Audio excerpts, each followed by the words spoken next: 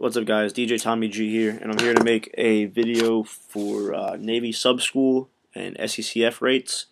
When I depped in a little bit over a year ago, I went on YouTube to try to find some more information on my job, and I felt like there was no videos on Navy sub school or anything telling me what my job is.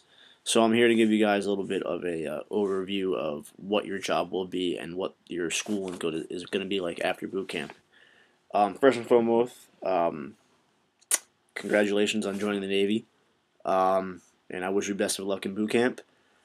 But right now, I graduated boot camp 3 months ago. So I've been at Grant, Connecticut, Navy sub school for a little over 3 months.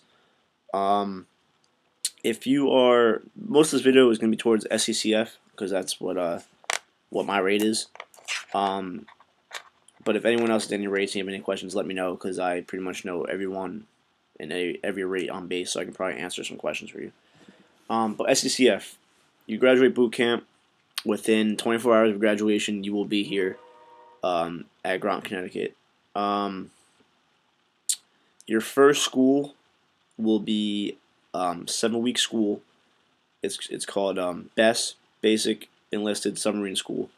Pretty much, always where you learn the basics about the submarine itself, a little bit about each rate, and in BES is where you get to pick. You do your dream sheet on what you want your job to be. You have 4 options in secf. You have ET navigation, ET radio, which I am. Then you have FT, which is fire control technician, and you have STF, which is sonar technician. ET rates are the best. I'll probably make another video telling you about a little bit about each rate, because I want to be able to fit that in here.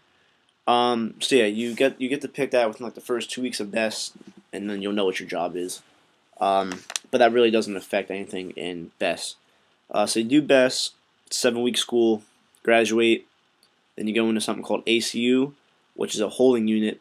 I've been in it for a month now. I graduated BES a month ago, and I'm waiting for your second school, which is called ATT, Advanced Technical Training.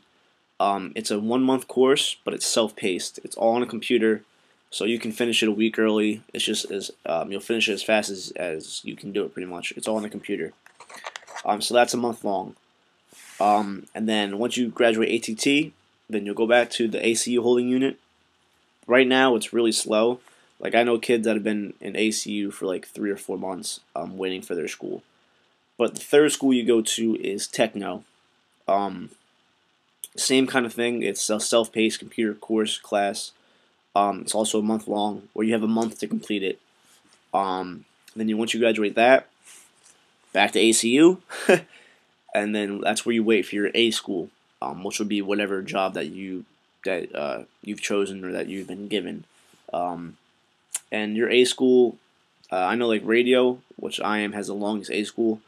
It's 6 to 8 months, depending on what class you get into. And then the other 3 are anywhere from 4 to 6 months.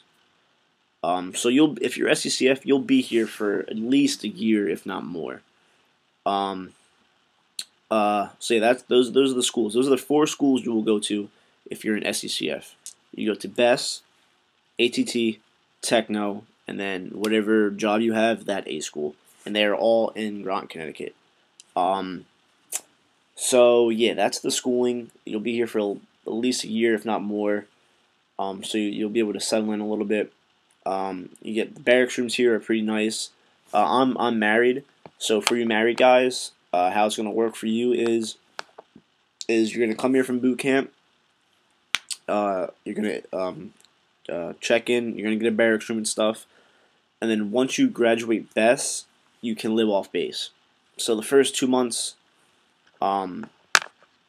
you'll get here. You can't check out of the barracks room, but once you get on, shit, I didn't explain this to you guys. You have three phases of liberty. You have your white card, your yellow card, your blue card. White card, you have to wear a uniform everywhere. You can't leave the base during the week, only on weekends.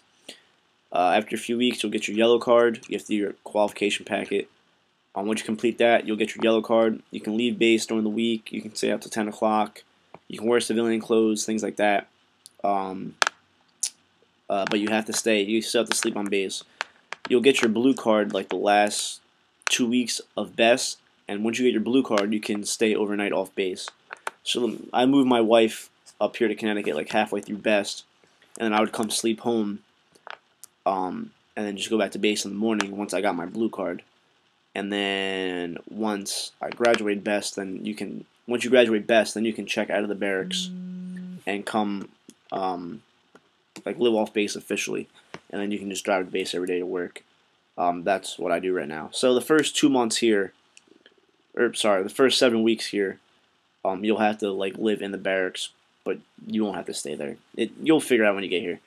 So that's if you're married. If you're not married, you have to live in the barracks the whole time you're here.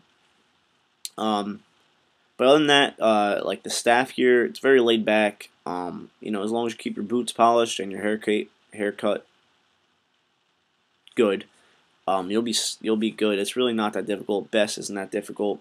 As long as you pay attention and study, you know, a half hour to an hour every night, you should be pretty good. It's really not that hard.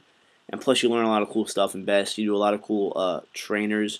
You'll do a firefighter trainer, a damage control trainer, the escape trainer.